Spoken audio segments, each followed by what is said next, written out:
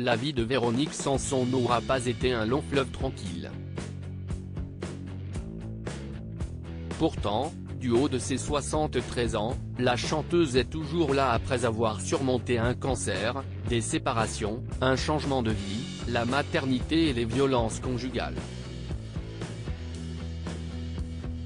Ce fléau terrible dont beaucoup trop de femmes sont encore victimes, Véronique Sanson l'a vécu avec Stephen Stills. Si les premières années d'amour ont été idylliques, le rêve s'est finalement transformé en cauchemar. Interrogée par le Parisien Week-end dans le cadre de sa tournée prévue jusqu'au mois d'août, Véronique Sanson s'est penchée sur tous les aspects de sa vie, ce mariage tout particulièrement.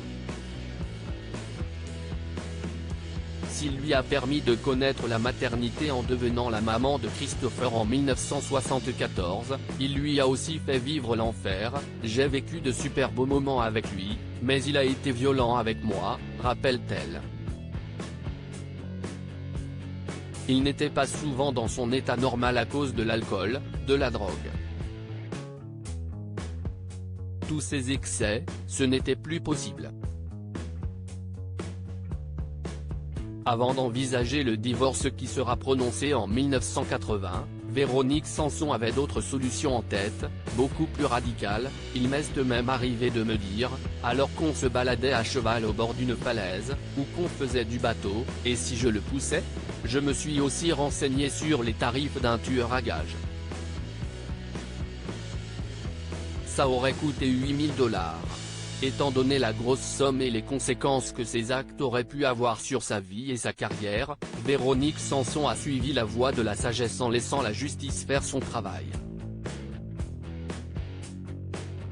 Michel Berger victime de leur couple à l'époque, quand Véronique Sanson fait la connaissance de Stephen Stills, son cœur est pris.